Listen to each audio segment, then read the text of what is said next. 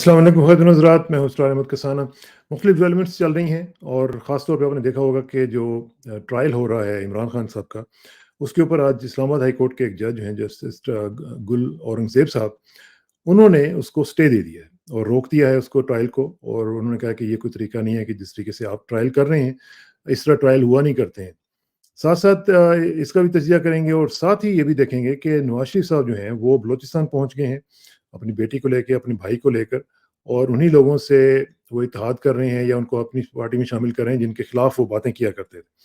इसके ऊपर बिलावल साहब ने काफ़ी शद्दोमत से रिएक्ट किया है और उन्होंने कहा कि जो नून लीग है, वो महँगाई लीग है और इनको कोशिश करनी चाहिए कि ये फ़ोकस करें पंजाब में, लाहौर में ख़ास तौर पे। अच्छा, साथ ही साथ हम ये भी देख रहे हैं कि मिलिट्री ट्रायल के हवाले से जो आपने देखा होगा, कल एक करारदाद मंजूर की गई थी, वो आज सादिया अब्बासी साहिबा ने एक दफ़ा फिर वहाँ पे गरज धमक के उन्होंने बात की है। उन्होंने कहा कि जी ये क्या तरीका है कि 12 लोग वहाँ पे बैठे हुए थे और आपने ये करारदाद मंजूर करवा ली है, ये कोई तरीका नहीं है। तो ये सारी चीज़ें हम डिस्कस करेंगे और देखेंगे कि पूरा सियासी मंज़रमा किस तरफ जा रहा है। और इमरान खान साहब का ट्रायल जो है, अब ज़ाहिर है कि परसों की जो तारीख है, यानी कल की जुमेरात की, उसमें अब क्या होने जा रहा है, इन तमाम उमूर का जायज़ा लेने के लिए हमारे साथ तशरीफ़ रखते हैं सीनियर सहाफ़ी जनाब सलमान आबिद साहब। सलमान भाई, अस्सलाम वालेकुम जी। वालेकुम अस्सलाम इसरार भाई। सलमान भाई, ये मैं आपके साथ ये चीज़ें तो डिस्कस करनी है, लेकिन सबसे पहले मैं चाहूँगा आपका एक कमेंट मैं एक इस स्टोरी पे भी ले लूँ। ये जो बीबीसी में स्टोरी आई है, ये ज़रा मुझे बताएँ कि ये आपने पढ़ी होगी, और मैं देख रहा था कि लोगों ने इसके ऊपर रिएक्ट उस तरह नहीं किया हमारे मीडिया ने, जितनी कि इम्पोर्टेंट ये स्टोरी थी, कि उन्होंने कहा कि नूर खान एयरबेस से 5 खुफिया परवाज़ें और अमेरिकी कंपनियों से पाकिस्तान के लाखों डॉलर के असलहा फराहमी के मुआहदे क्या ज़ाहिर करते हैं। अब ये बेसिकली ये बता रहे हैं कि यूक्रेन को सप्लाई जो है वेपन्स की, वो पाकिस्तान से हो रही थी और बाजवा साहब के दौर में ये शुरू हो गया था, और ये पूरी स्टोरी सुनाई है और इसमें उन्होंने बताया कि किस तरीके से सारा कुछ हुआ। तो मेरा कंसर्न ये है कि अभी तक मैंने नहीं देखी कि शायद आईएसपीआर ने इसको रिबर्ट किया है कि नहीं किया। लेकिन ये अगर गलत बात है तो इसको नंबर एक तो रिबर्टल आना चाहिए, और अगर ये सही है तो फिर तस्लीम कर लिया जाना चाहिए कि जी हम इसको सप्लाई करते रहे हैं। अगरचे यहाँ पे लिखा गया कि ये ब्लैक मार्केट से ये सप्लाई होता रहा है, पाकिस्तान ने इसको एक्नॉलेज किया है। तो क्या अब खुदा न खास्ता पाकिस्तान ब्लैक मार्केट बन गया हुआ है? तो ये जो जो क्वेश्चंस उठ रहे हैं, और फिर ये है कि अगर ये चीज़ें बेची गई हैं तो वो पैसे जो हैं वो किस यानी वो उसमें अकाउंट में जा रहे हैं, कहाँ पे हैं, पाकिस्तान गवर्नमेंट को पता भी है कि नहीं पता है? ये सवाल है, इनका ज़रा बताएंगे कि इसको कैसे हैंडल किया जा सकता है? देखिए, पहली बात तो यह है कि जिस किस्म की सियासत पाकिस्तान में हो रही है और जिस किस्म का हम रियासती निज़ाम चला रहे हैं, उसमें बहुत से मामलात ऐसे होते हैं जो पसे पर्दा होते हैं, जिनके बारे में पता नहीं होता। ये कोई बहुत ज़्यादा शफाफियत के साथ तो पाकिस्तान का रियासती निज़ाम नहीं चल रहा, जहाँ हर चीज़ जो है वो पब्लिकली या पार्लियामेंट के अंदर या जो मुतलका फोरम है, उन तक चीज़ों के सामने आ रही हो। अब ये स्टोरी मैंने भी पढ़ी है, और जैसे आपने खुद कहा कि अगर ये स्टोरी गलत है, तो यकीनी तौर पे पाकिस्तान की जो अस्करी की आदत है या आईएसपीआर है, उसको इसकी वजाहत करनी चाहिए थी, क्योंकि उसकी वजाहत ना करने से बिला वजह की एक एम्बिग्विटी जो है ना वो क्रिएट हो रही है, और लोगों के अंदर डाउट्स पैदा हो रहे हैं, और लोग इसको मुख्तलिफ शक्लों के अंदर अपने अपने तरीके से उसकी ट्रांसलेशन भी कर रहे हैं, जिससे पाकिस्तान के अपने ऊपर जो है कोई सवालात उठ रहे हैं। और अगर आप इसका जवाब नहीं देंगे तो उससे और ज्यादा ये सारी बहस जो है ये जनरेट होगी, और लगेगा ऐसे जैसे हम कुछ छुपाने की कोशिश कर रहे हैं। और अगर ऐसी कोई चीज हुई भी है, और अगर हुई है, तो फिर उसका किसी ना किसी शक्ल में एक अंदाज होना चाहिए कि कैसे हम इसको इतराफ कर सकते हैं और कैसे आगे बढ़ सकते हैं। क्योंकि देखिए ना, बात यह है कि पाकिस्तान के ऊपर इस वक्त जरूरी नहीं कि सब चीजें जो बाहर से आ रही हैं वो ठीक हों। बहुत सी चीजें इल्जामात की पॉलिटिक्स भी होती है, और पाकिस्तान के ऊपर दबाव डालने की कोशिश भी हो सकती है, और उसमें बड़े ममालिक के अपने मफादात भी हैं। लेकिन अब मसला यह है कि उसके उसके मुकाबले में काउंटर स्ट्रेटेजी हमने कैसे डेवलप करनी है, कि जो सवालात हम पे उठ रहे हैं उसको हम कैसे जवाब दें। आपको याद होगा एक जमाने में पूरी की पूरी इंटरनेशनल लॉबी जो है वो हमें एक दहशतगर्द स्टेट के तौर पर पेश करती थी, और यानी कि हम जो दहशतगर्दी का सामना कर रहे थे, तो हमारे मुखालफिन जिनमें इंडिया भी शामिल था, वो ये पर्सपेक्टिव डेवलप करता था कि पाकिस्तान बतौर रियासत टेररिज्म को प्रमोट करता है और टेररिज्म के अंदर इंगेज होता है। तो हम उसका भी उस वक्त कोई इतना शानदार नैरेटिव नहीं बना सके थे, लेकिन एक वक्त के साथ साथ चीजें कुछ थोड़ी सी स्ट्रीमलाइन भी हुई हैं। तो मेरा ख्याल है कि इन सवालों के जवाबात को सिर्फ रूल आउट कर देना या नजरअंदाज कर देना या बाईपास कर देना और आगे बढ़ जाना, ये कोई अच्छी हिकमत अमली नहीं है। अगर ये चीजें हो रही हैं तो तब भी, और अगर चीजें नहीं हो रही हैं तो इसका खुलकर इतराफ किया जाना चाहिए, ताकि एक काउंटर स्ट्रेटेजी सामने आए, और जो लोग हमारे जैसे लोग जो बोलने वाले हैं, लिखने वाले हैं, उनके सामने भी एक चीज खुलकर शफाफियत के साथ सामने आएगी, तो हम भी उसको उतनी ही शिद्दत के साथ फिर पेश करेंगे जिसमें रियासत का इंटरेस्ट जो है वो बालादस्त होना चाहिए। ये बिल्कुल दुरुस्त आप फरमा रहे हैं, क्योंकि ये जो उन्होंने स्टोरी की है, आपने भी पढ़ी है, इसमें उन्होंने बाकायदा वो डॉक्यूमेंट्स लगाए हैं, वो उन्होंने रसीदें लगाई हैं, उन्होंने पाकिस्तान ऑर्डिनेंस फैक्ट्री के डॉक्यूमेंट्स लगाए हैं, बाकी लगाए हैं, और सब कुछ उन्होंने तफसील से बताया है। तो मेरा ख्याल है कि मैं इंतजार कर रहा था कि अगर ये सब कुछ गलत है तो फिर इसका डिबेटल जरूर आना चाहिए, क्योंकि ये बहुत सारे क्वेश्चन जो है वो रेज करता है। तो मेरा ख्याल है कि जो आपने बात की है, अल्लाह करे कि इसके ऊपर कोई, मेरा ख्याल है 1-2 दिन में ना कोई रिस्पॉन्स आना चाहिए। जी बिल्कुल ठीक बात कर डू यू रहे हैं एग्री आप। With it? है ना? अच्छा, अब जरा थोड़ा सा या आ जाए जी इस तरफ, ये जो हमारी सियासत चल रही है, इमरान खान साहब का ट्रायल जो है रोक दिया गया है, और उन्होंने कहा जी कि ये इस पे अब जुमेरात को मजीद बहस होगी। ये कितनी बड़ी इंपॉर्टेंट डेवलपमेंट है, क्योंकि पीटीआई वाले कह रहे थे कि जी कि उनको रिलीफ मिलना शुरू हो गया है। लग तो नहीं रहा कि रिलीफ मिलना शुरू हुआ है, लेकिन कम से कम एक छोटी सी खबर इस तरह की आई है कि कम से कम जो सीक्रेट लेवल पे सारा कुछ चल रहा था, उसको जज साहब ने कहा है कि ये नहीं होना चाहिए। लेकिन अगरचे उन्होंने उसमें इंदिरा गांधी ट्रायल की भी मिसाल दी है, जो कि उनकी मर्डर के बाद जो हुआ था तिहाड़ जेल में, तो लेकिन मेरा नहीं ख्याल कि ये कोई बहुत बड़ा रिलीफ है। Do you agree with it? हाँ, मैं नहीं समझता कि कोई बहुत बड़ा रिलीफ है। अलबत्ता एक, जिसे कहते हैं ना, एक रिस्पॉन्स जरूर आया है जो फेवर में जा सकता है। इससे ज्यादा ये कहना कि इससे फौरी तौर पे कोई रिलीफ मिल जाएगा, मुझे मुमकिन नहीं लगता। असल में बात यह है कि जी पाकिस्तान या पाकिस्तान से बाहर जितने भी इंटरनेशनल ज्यूरिस्ट है ना, अगर आप उनसे पूछें तो वो ये कहते हैं कि जिस अंदाज से इमरान खान का ट्रायल हो रहा है, ये बड़ा मुज़ायका खेज है। और ये अंदाज जो है, ये बुनियादी तौर पे हमारी वो जो आर्टिकल 10 है ना, ये उसकी भी नफी करता है कि जहां एक्सेस टू जस्टिस जो है वो आप एक फेयर तरीके से ट्रायल जो है ना उसको किया जाता है। अब मैं आपके प्रोग्रामों में कहता रहा हूं कि इमरान खान का जो केस है ये बुनियादी तौर पर एक सियासी मुकदमा है। इसको मैं कानूनी मुकदमा नहीं समझता, मैं समझता हूँ एक सियासी मुकदमा है, और इमरान खान के ऊपर अताब लाना था, इमरान खान को अताब में लाना है, उनको रखना है, उनसे कुछ बातें मनवानी है, अपनी शराइत के ऊपर खेलना है, तो इमरान खान को कुछ सियासी रिलीफ मिल सकता है। और जब सियासी रिलीफ मिल जाएगा तो फिर कानूनी रिलीफ भी मिल जाएगा। लेकिन क्योंकि अभी तक सियासी मामलात में कोई इत्तफाक़े राय सामने नहीं आ रहा, तो जिसकी वजह से कानून जो है वो उनको अपने शिकंजे में लिया हुआ है, और कानून का भी रिमोट कंट्रोल जो है वो किसी और के पास है। तो इसलिए ये जो ट्रायल जिस अंदाज से हो रहा है, यानी अंदाजा लगाइए ना कि आप एक बंदे का ट्रायल कर रहे हैं, उसको डायरेक्ट अदालत में पेश करने के लिए तैयार नहीं है। और ये कैसा पाकिस्तान का रियासती निजाम है जो एक फर्द को सिक्योरिटी देने के लिए तैयार नहीं है कि वो उसको जेल से अदालत की तरफ लाया जा सके।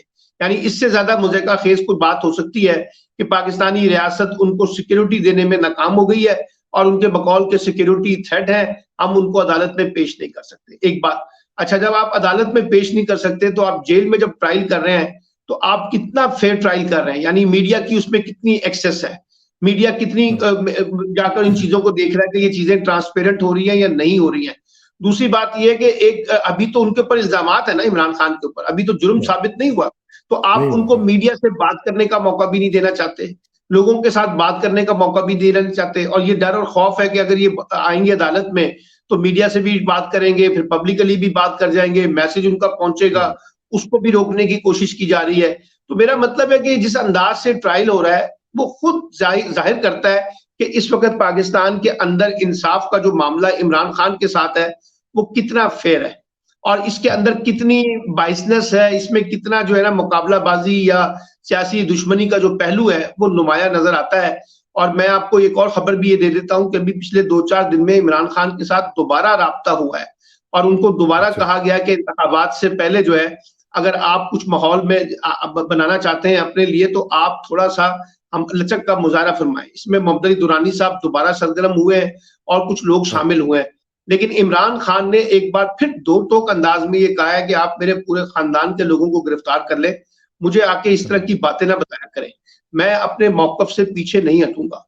और कल उन्होंने अदालत के सामने जिस वक्त उनका ट्रायल हो रहा था जेल में, तो वहां एक जुमला भी कहा, उन्होंने कहा कि मैं अपने मामलात अल्लाह पर छोड़ चुका हूं, तो इसलिए मुझे बार बार आगे ये डील करने की बातें जो है ना ये ना की जाए। तो इसलिए एक मुश्किल तो पेश आ रही है, जो इमरान खान के बारे में अंदाजा था कि शायद आसानी से उनको राम किया जा सकेगा, वो राम करने क्या वाली उनको बात ऑफर तो क्या बहुत की जा रही है? उनको कुछ ऑफर भी जी तो जी की जा रही होगी ना कि आप अगर इस तरह लाजमी कर रहे बात हैं है तो ना ये कि ऑफर है। उनको जी देखिए ना उनको डिफरेंट किस्म की ऑप्शन दी जा रही होंगी जिसमें वो माइनस है, यानी ये कोई नहीं है जिसमें वो बालादस्त है, बस उनको माइनस करके निकाला जा रहा है कि आप जो है ना थोड़ा सा पीछे हट जाएं, कुछ अरसे के लिए विड्रॉ कर ले। उनकी बेगम का उनको कहा गया कि जी उनकी गिरफ्तारी हो रही है, आपकी बहनों की गिरफ्तारी हो जाएगी, फला की गिरफ्तारी हो 6 जाएगी, महीने के लिए बाहर चले जाएं। 6 महीने के लिए बाहर भी चले जाए, ये भी कहा गया, लेकिन उन्होंने उससे इनकार कर दिया। तो अब ये जो आपको इस वक्त एक तनाव नजर आ रहा है इस्टेब्लिशमेंट वर्सेस इमरान खान और पाकिस्तान की पॉलिटिक्स में, और उसका जरा एक क्लाइमेक्स देखे ना कि एक तरफ आप इलेक्शन में जा रहे हैं, दूसरी तरफ आप एक बड़ी पॉपुलर पार्टी जो भी जिसका इतना बड़ा वोट बैंक है उसको इलेक्शन लड़ने की इजाजत ही नहीं है। अमली तौर पर कोई इंतखाबी जलसा नहीं हो सकता, कोई रैली नहीं हो सकती, कोई कार्नर मीटिंग नहीं हो सकती, कोई इंतखाबी बैठक नहीं हो सकती उनकी, किसी ड्राइंग रूम के अंदर बैठ के भी वो बात नहीं कर सकते। अच्छा, उनके उम्मीदवारों को जो है आज के दिन तक भी जो है उनको कहा जा रहा है पार्टियां छोड़ दे, वो भी पार्टी छोड़ रहे हैं। अच्छा, फिर उसके बाद उनको कहा जा रहा है कि इलेक्शन लड़ने नहीं दिया जाएगा। तो ये जो पूरा का पूरा माहौल, वो सलमान अकरम राजा ने कहा है ना, ये जो पकड़ धकड़ का जो माहौल है, बल्कि हामिद खान ने भी कहा कि जो पकड़ धकड़ के माहौल में इंतखाबात तो नहीं होते, ये मैं आपको बताऊं। और मैं अभी मिला था पीपल्स पार्टी के एक मरकजी रहनुमा के साथ, तो उनसे जब गुफ्तगू हो रही थी उन्होंने कहा कि अगर इस तरह का इंतखाबात हो भी जाए तो इन इंतखाबात की बुनियाद के ऊपर सियासी निजाम चल नहीं सकेगा, क्योंकि ये जो सियासी निजाम है अगर इसको इस तरह से चलाना है तो ये नहीं चलेगा। अब आप देखिए ना जो कुछ इस वक्त PMLN के साथ हो रहा है और उनके गुब्बारे में जिस अंदाज से हवा भरी जा रही है, पुराने इलेक्टेबल्स और पुरानी इत्तेहादी जमातें जिनको वो अपना दुश्मन कहते रहे, उनसे बातचीत नहीं करनी, किसने उनको अरेंज किया कि वो बलूचिस्तान जाएंगे, कहाँ उन लोगों को अरेंज किया कि आप सब इकट्ठे होके PMLN का हिस्सा बनेंगे। तो ये जो खेल इस वक्त सजाया जा रहा है, अब जिसमें पीपल्स पार्टी को भी बड़ा गुस्सा है बकौल आपके, लेकिन वो गुस्सा ये नहीं है कि वो किसी असूली बुनियाद के ऊपर गुस्सा है। गुस्सा ये है कि ये सारी बातें हमें तो क्यों आपने हमें देनी थी। ये सारी की सारी जो लोग हैं ये तो पीपल्स पार्टी में शामिल होने थे, आपने नून लीग की झोली में डाल दिए हैं। अच्छा, वो नून लीग की झोली में डाले हैं तो बिलावल साहब का या जरदारी साहब का गुस्सा जो है वो बजा नजर आता है, और वो गुस्सा ये है कि एस्टैब्लिशमेंट हमारे मुकाबले में उनको बहुत ज्यादा आशीर्वाद दे रही है, क्योंकि चंद माह पहले तक तो इस्लामाबाद के हलकों में कहा जा रहा था जी बिलावल साहब वजीर आजम होंगे और बिलावल साहब के लिए सब कुछ बिछाया जा रहा है, लेकिन अब लगता है कि खेल कुछ और है। तो मेरा मतलब है कि ये जो इस वक्त इंतखाबात के नाम पर हम खेल खेलने की कोशिश कर रहे हैं, मैं आपको ये बताऊं, आप इस पे अमल दरामद कर लेंगे, आप इसके नतीजे में इलेक्शन भी करवा लेंगे, आप इसके नतीजे में पार्लियामेंट भी बना लेंगे, आप इसके नतीजे में हुकूमत भी बना लेंगे, लेकिन ये कंपनी चलने वाली नहीं है। मैं आपको ये बताऊं, चलने वाले नहीं, ये यही कंपनी तो जो है बात है। इसलिए नहीं चलेगी कि इसकी कोई मॉरल, इसकी कोई पॉलिटिकल, इसकी कोई एडमिनिस्ट्रेटिव, इसकी कोई फाइनेंस अपना लीगल क्रेडिबिलिटी नहीं है। सबको पता है। अब ये देखिए ना जो डॉन की स्टोरी आई है, यानी नवाज शरीफ साहब की अब फिक्रमंदी ये है कि किस तरीके से उनके ऊपर ये बोझ उतारा जाए कि जी मैं एस्टैब्लिशमेंट से डील कर आया हूं। अब वो जो एस्टैब्लिशमेंट से डील है ना जी, कैसे कर वो सकते? उनका पीछा कर रही है, वो उनका पीछा कर रही है और बता रही है कि ये जनाब उनकी अपनी मियां नवाज चॉइस है शरीफ ना। साहब तो खास डील के तहत पाकिस्तान आए हैं। हाँ, ये तो उनकी अपनी चॉइस है। मतलब भी कोई वही तो मैं कह बदलू रहा बनना हूं, अब चाहता उस है तो वो चॉइस तो अपनी से चॉइस है ना किसी की। देखना, अब उस चॉइस से वो बचना चाहते हैं। अच्छा, कैसे बचेंगे? एक तरफ आप MKM की गोद में बैठ रहे हैं, एक तरफ आप बाप पार्टी के साथ बैठ रहे हैं, एक तरफ आप किसी और जगह जाके बैठ रहे हैं, इस्टेब्लिशमेंट से मामला तय कर रहे हैं। अच्छा, फिर ये कि जी पब्लिक बयानिया भी बनाना है, मेरा बयानिया बनाइए। और भाई बयानिया जो है ना, ये इस तरह से ड्राइंग रूम के अंदर तो नहीं बनता कि आप कहें जी मेरा बयानिया बना दे एंटी इस्टेब्लिशमेंट। वही आपने जो बोया है अब वो काटे। आपने तय किया था कि हम इस्टेब्लिशमेंट से मामला तय करके पाकिस्तान में आएंगे, आप आ गए हैं। अब आप आगे बढ़े और कहें कि हम इस्टेब्लिशमेंट के साथ खड़े हैं, और वो कह भी रहे हैं, इनडायरेक्टली कह रहे हैं। यानी देखिए ना, अब मौजूदा आर्मी चीफ की और मिलिट्री इस्टेब्लिशमेंट की सबसे ज्यादा तारीफ तो इस वक्त PMLN कर रही है ना, और हाँ, उनको उनका बिल्कुल। ख्याल और उनकी डिपेंडेंसी भी उनपे है। यानी ये जो बात बिलावल ने कही है या जो डॉन की स्टोरी में आई है कि भाई मुस्लिम लीग नून का वोट बैंक कम हुआ है और उसकी वजह से उनको लगता है कि अब हमें इत्तेहादी जमातों की तरफ रुजू करना पड़ेगा और इत्तेहादी जमातों के साथ कुछ मामला तय करने पड़ेंगे। अभी आप देखिएगा पंजाब में ये इस्तेकाम पाकिस्तान पार्टी के साथ भी सीट टू सीट एडजस्टमेंट करेंगे। ठीक है ना जी? तो कहने का मतलब ये है कि ये जो सारा खेल हम सजा रहे हैं इंतखाबात के नाम पर, और जिस तरह से इंतखाबात से पहले इंतखाबात का नतीजा निकाला जा रहा है और जिस तरह से उनको सरकारी प्रोटोकॉल भी दिया जा रहा है और जिस तरह से उनको एक रियासती प्रोटोकॉल भी हासिल है, और जिस तरह से निगरान जो है वो अपने आप को एसोसिएट कर रहे हैं पीएमएलएन के साथ। वही काकड़ साहब के बारे में खबर आई है कि जनाब वो जैसे ही निगरान हुकूमत खत्म होगी पीएमएलएन का हिस्सा बन जाएंगे। और इधर जो पंजाब के वजीर आला हैं वो भी काफी एक्टिव हैं पीएमएलएन की वो भी फिर राजा रियाज ही बनेगा ना, राजा रियाज की तरह। इसीलिए मैं कह रहा हूँ ना, तो मैं ये कह रहा हूँ कि ये जो खेल हम खेल रहे हैं इससे कोई पॉलिटिकल स्टेबिलिटी और इकोनॉमिक स्टेबिलिटी का मसला तो नहीं है। ये तो फिर हम अपनी अपनी मर्जी की बुनियाद के ऊपर उस पर रंग भर रहे हैं और उसके नतीजे में फिर देखेंगे कि क्या होता है। लेकिन मसला ये है कि आप इस तरह के माहौल के साथ इंतखाबात में जाएंगे तो तलखियों में इजाफा होगा, कमी नहीं होगी। मैं ये पूछना चाहता हूँ कि ये जो हम देख रहे हैं कि ये जो पुतलियां हैं, जो एक पुतली तमाशे की तरह, जिनको जिधर से ऑर्डर होता है उधर वो चली जाती हैं, कभी बाप पार्टी बन जाती हैं, कभी कुछ बन जाती हैं, कभी कुछ बन जाती हैं। ये देखें ना, इस तरह के जो लोग हैं जो हमारी सियासत के अंदर जो है वो अपना एक रोल बना के बैठे हुए हैं और या उनका रोल क्रिएट किया गया है, यही तो हमारी, आप नहीं समझते कि ये हमारे सियासत का गंद है जिसको साफ करने की जरूरत थी और उसी को हमने अपने ऊपर मुसल्लत कर लिया। देखिए, कल मैं नासिर बेग चुगताई साहब के साथ और अमीर अब्बास के साथ और रिजवान रजी और मैं एक प्रोग्राम में थे।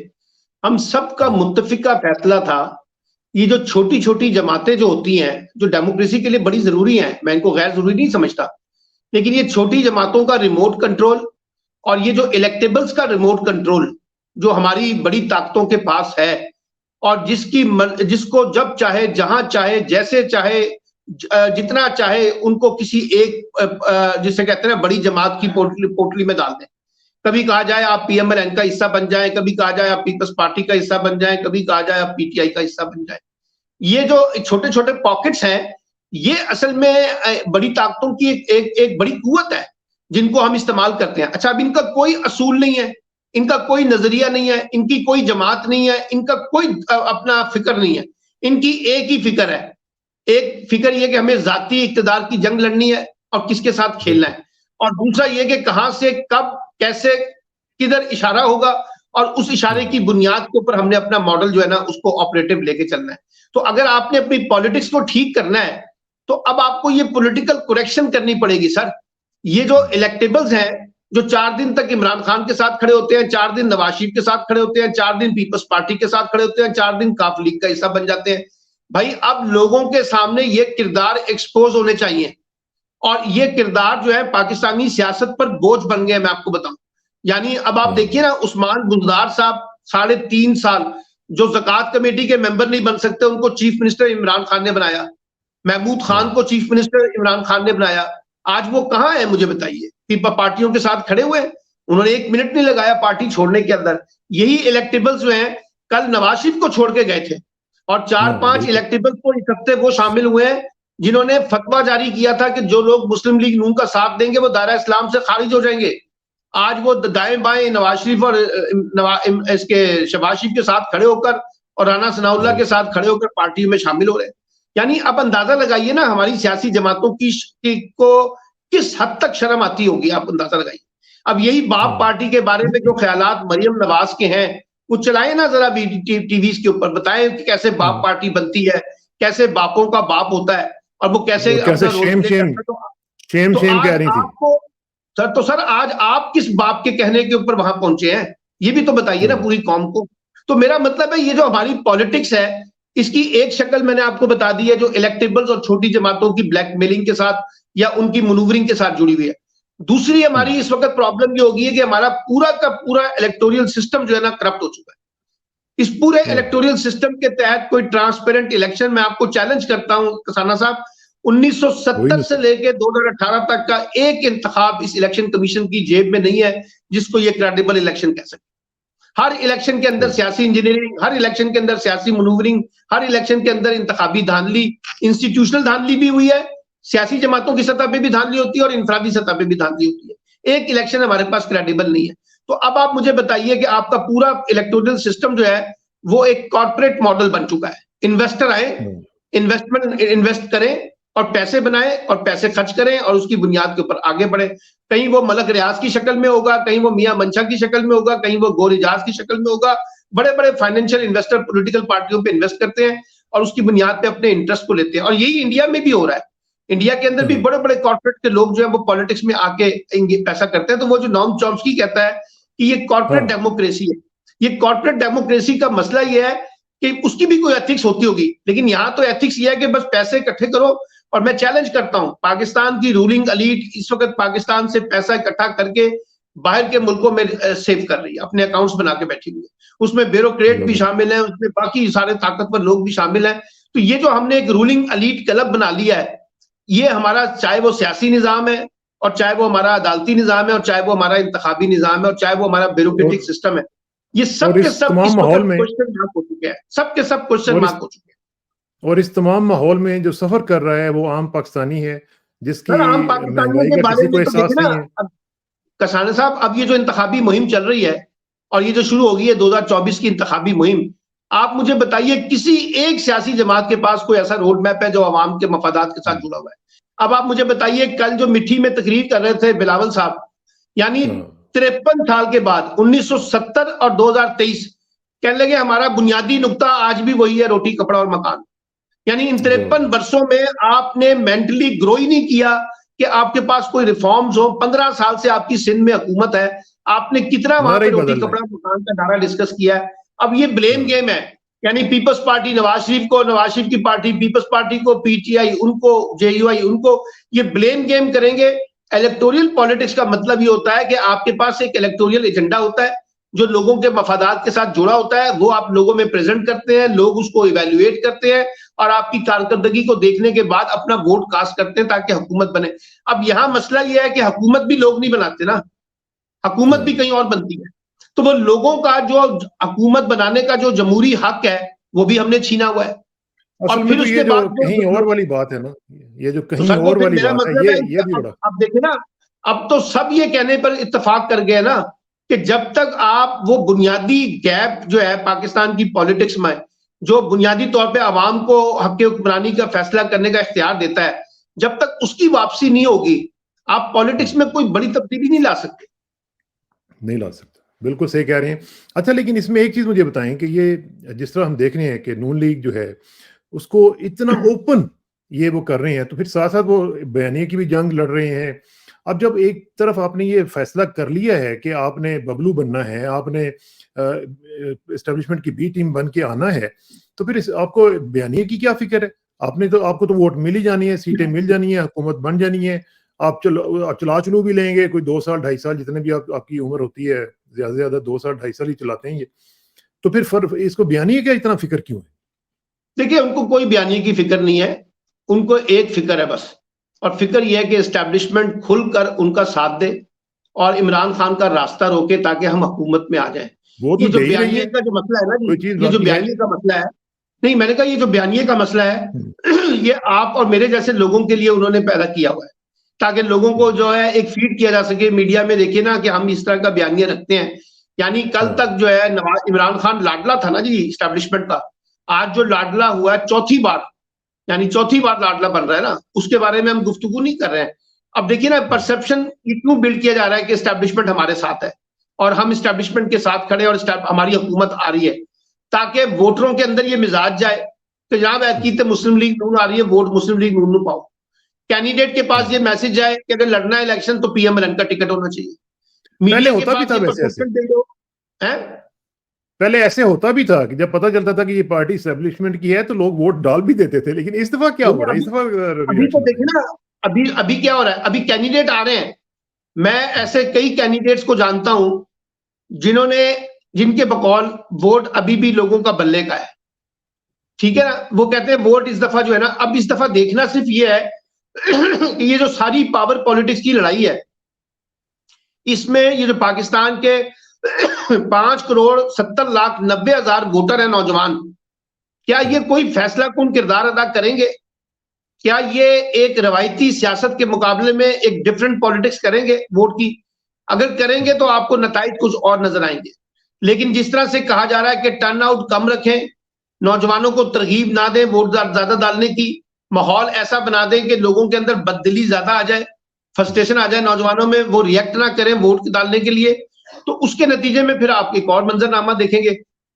देखिए, अब पाकिस्तान की पॉलिटिक्स एक ऐसी नहज पे पहुंच गई है जहां आप इसकी बुनियादी सर्जरी किए बगैर, अब वो सर्जरी जो है, चाहे आप सियासी बुनियाद के ऊपर करें, चाहे आप इंतजामी बुनियाद के ऊपर करें, चाहे आप कानूनी बुनियाद पे करें, लेकिन अब ये पेशेंट जो है, ये बुनियादी तौर पर एक कैंसर से वेंटिलेटर की साइड पे खड़ा हुआ है।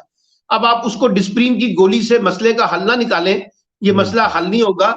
पाकिस्तान में संजीदा लोग जितने भी सोच विचार रखते हैं, समझ बूझ रखते हैं सियासत की, जमहूरियत की, आइन की, कानून की, अब वो सब ये मान रहे हैं कि पार्टियों से हटकर, तमाम पार्टियों से कतई नजर, हमारा सिस्टम जो है वो एक बहुत बड़ी तब्दीली जो है ना वो चाहता है, और वो नागुज़ीर हो चुकी है अगर हमने अपने रियासती निजाम को आगे चलाना है। क्योंकि ये जो सारी की सारी जियो कनेक्टिविटी के सवालात उठ रहे हैं ना जी, हिंदुस्तान के साथ ताल्लुकात, अफगानिस्तान के साथ ताल्लुकात, चाइना के साथ ताल्लुकात, तुर्की के साथ, ये जितने भी मामला चल रहे हैं, आप इसमें कोई अपॉर्चुनिटी अवेल नहीं कर सकेंगे अगर आपने अपने स्ट्रक्चर को रिविजिट ना किया। और अगर आप बल्कि इसमें जी जी, बल्कि सलमान भाई आपकी बताऊं मैं आपको कि एक बड़ी इंपॉर्टेंट डेवलपमेंट ये हुई है कि आईएमएफ ने क्वेश्चंस रेज कर दिए हैं। SIFC जो है वो, इन्होंने स्पेशल इन्वेस्टमेंट फैसिलिटेशन काउंसिल जो बनाई थी, उस पे आईएमएफ खुश नहीं है। उन्होंने कहा कि ये आप क्या कर रहे हैं, तो इकोनॉमी भी आपकी जो है वो चली गई, फारिग हो गई, सियासत आपने वैसे ही क्वेश्चनेबल बना दी है। रसाना साहब, ये इस तरह की कमेटियां बनाकर तो इकोनॉमी ठीक नहीं होती ना सर। इकोनॉमी दुरुस्त होगी जब आप अपने स्ट्रक्चरल रिफॉर्म्स करेंगे, आप अपने ताकतवर लोगों को कानून के शिकंजे में लाएंगे, आप अपने आईनी इदारों को, अपने माशी इदारों को, अपने कानूनी इदारों को ज्यादा अकाउंटेबल करेंगे, ट्रांसपेरेंट करेंगे, और उनको सस्टेनेबल बनाने के लिए उनको खुद मुख्तारी देंगे। अब हम ये कर तो रहे नहीं है। अब हम सारी की सारी इकोनॉमी जो है वो जज्बाती नारों के साथ डील करना चाहते हैं। ये जज्बाती नारों वाला सवाल तो नहीं है ना सर। इसलिए पाकिस्तान की इकोनॉमी ने अगर दुरुस्त होना है तो उसके लिए आपको अपने पूरे पॉलिटिकल स्ट्रक्चर को रिविजिट करना होगा, एडमिनिस्ट्रेटिव स्ट्रक्चर को रिविजिट करना है, अपने फाइनेंशियल स्ट्रक्चर को रिविजिट करना है, FBR को रिविजिट करना है। ये इदारों के अंदर रिफॉर्म्स होंगी, इस्लाहात होंगी, तो आपकी इकोनॉमी स्टैब्लिश होगी ना।